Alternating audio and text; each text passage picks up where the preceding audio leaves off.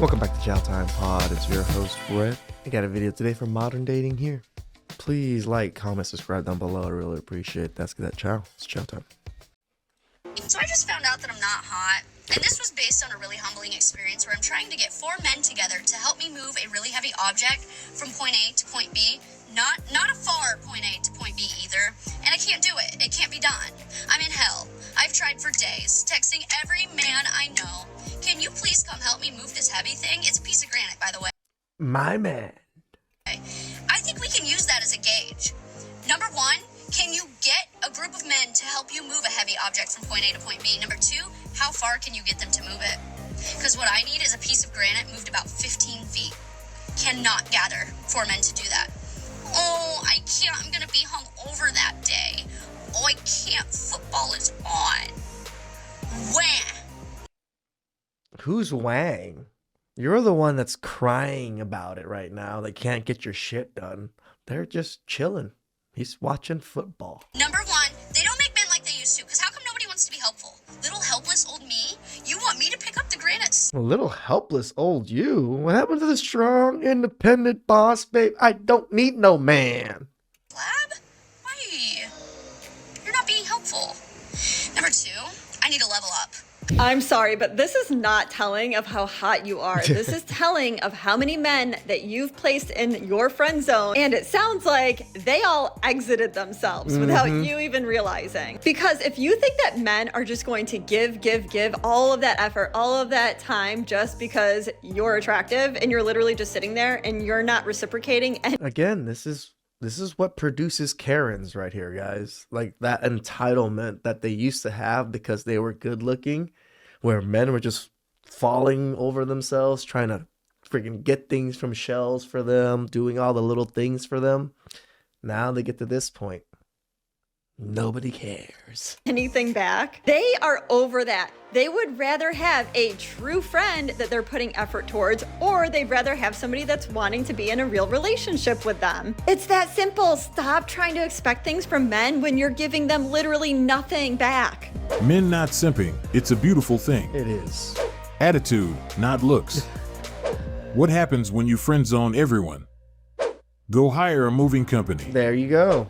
Can't imagine why they don't want to help her. We don't waste our time anymore. It's nice to see guys stop simping. They are wising up and understanding that there are little to no benefits being in that position, and it's evident that she doesn't like it. Now she either pays a professional or does it herself. She can't do it herself. She should have promised them some monetary gratification. It could have changed their mind. Since Yeah, if she was like, hey, can you guys come help me out for $20 or, pizza or something? I'm sure the guys would be like, all right, pizza? Fuck yeah. Or have the game on. they have removed themselves from the friend zone, they won't do things unless payment is part of the subject, and this is a strategy she could apply to incentivize them. She is shocked to the point of making a video because this is something they would have done a while ago, but as things are no longer the same, they stop being people pleaser. They would help their girlfriend or someone they are interested in, so as she no longer falls into those categories, she can't enjoy these benefits. Yep. So I just found out that I'm not hot. And this was based on a really humbling experience where I'm trying to get 4 men together to help me move a really heavy object from point A to point B. It has nothing to do with her hotness. Nope. They have moved on, and that's why they are no longer willing to do things to please her. Nobody wants to be contacted only It could be possibly part of her hotness. It could have been just she hit the wall. Now she's old. They're like, when someone needs something from them, and that's why they are no longer occupying that spot. But why didn't she call her boyfriend instead? He would be the best person to be contacted in this type of situation. Yep. Where the hell do y'all be finding these men that are obsessed with you? Good fathers? Gonna sound harsh, but guys will agree. One woman's trash is another woman's treasure. You'll find us if you go dumpster diving. We've been discarded. You'll find the best boyfriends and husbands on the island of misfit, broken-hearted boys. Men are simple creatures. We're a lot like dogs. Like, picture a rescue dog at the animal shelter. They always make the best companions. They're always loyal, loving, appreciative. We're the exact same way. We did everything right, but we were discarded. So when someone finally comes along and picks us, we're just like, oh my god, this is fantastic. Good boyfriends and husbands are forged in the fires of evil exes. If you see a newly single girl wilding out in Miami on a girls' trip, just going crazy on her Instagram and Snapchat stories, Look for her ex. He's alone in a cage somewhere, probably doing push-ups. You finally find that guy that moves heaven Hopefully he's doing push-ups. and earth for you and does everything that you've ever dreamed of. You have no one else to thank but that woman that ate his heart and cracked it out like an In-N-Out burger. Nobody loves more than the broken-hearted. Check the friend zone or X zone. That's where they are. Catch us at the grocery store or home. We're all in the friend zone together. Check the friend zone, but understand that has an expiration date. Like you said, deep down I think she knows where to find them. Yep. She is well Just aware is not that those attracted to nice them. guys in the friend zone are most likely to be a loving husband, men who would do everything to make her happy, but for some reason they were sent to that spot while she went after Chad. As the guy in the video mentioned, some of them are also working on themselves. They just got out of a relationship and are busy improving their lives. When he start being too nice and asking how my day was.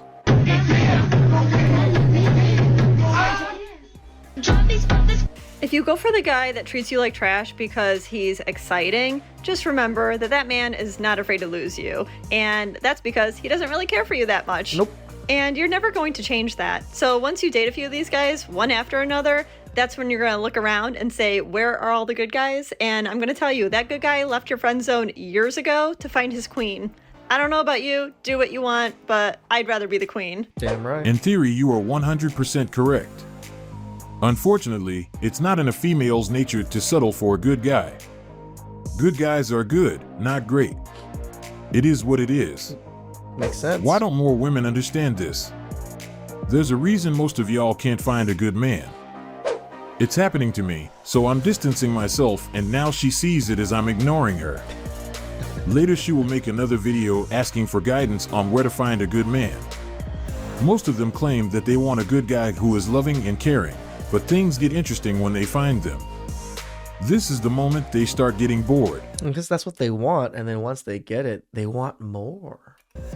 I That's think the due to the time they spend entertaining Chad and Tyrone, they develop a certain level of dependency on adrenaline only those guys can provide. And that's why they struggle when dealing with a nice guy who isn't looking for drama, a guy who works tirelessly to make his partner happy. They are not used to this type of relationship, and that's why some of them neglect it and then question his behavior when he starts distancing himself from that relationship. This is the moment they start to value the nice guy. You know, they always say, oh, I want consistency. I want him to text me every day, blah, blah, blah. But in most cases, it's a bit late. Those guys are nice, but they also have their limits and boundaries. What do you think about your girl having a guy best friend? My can't have no friends. Okay, can you have I'm a her best friend. can you have a girl best friend then? Hell no, I don't want no my friend. Girl Yeah. best friend sounds exhausting. Women think the first answer is controlling. They also think the second answer is a king. Make it make sense. She wasn't expecting that second answer. We keep it real. Pretty much on point. Yep. Why would you want a girl as friend? There is a valid reason he gave those answers. As a man, he knows what it means to be a woman's friend. He knows that most guys who claim to be her friends aren't really friends. They want to position themselves in that spot as a strategy to be close to her and wait for an opportunity to be her boyfriend. This is the strategy some simps use to get the women they want, and most boyfriends know this strategy, Yep. and that's why it's an uncomfortable situation. Also, when he mentioned that he is not interested in female friends is because he isn't willing to be nobody's backup plan. He knows that most women want guys in the friend zone so they can benefit from free attention and validation, and this is just a waste of time and resources. Those who consider themselves to be a simp will be happy to accept that position, but those who know that they can do better will always reject that offer, as it's better to spend their energy trying to find another person who shares the same interest.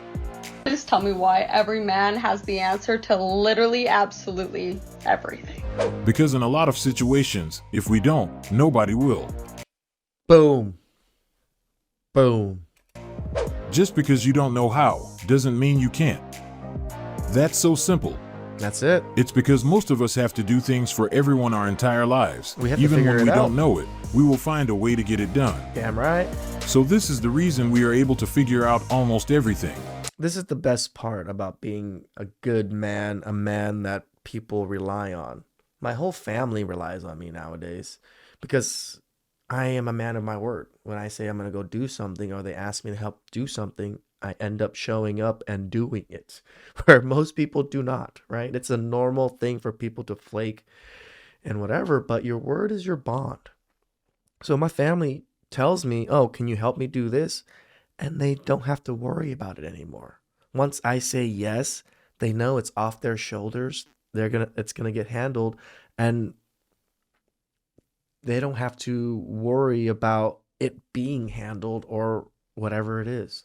That's the great thing about having great people in your life, or being that person that people depend on. That's why you want to be a good man. I'm not saying be a nice guy, but be a good man to the people around you. Self-improvement.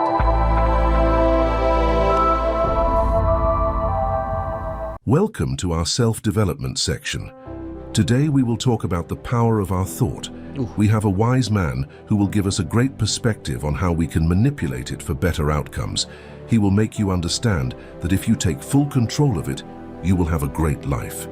Again, the power lies in your hands. Friendly reminder, there's nothing in this world that can hurt you more than your own thoughts. There's also nothing that can heal you in this world more than your own thoughts. Come on now, know your worth.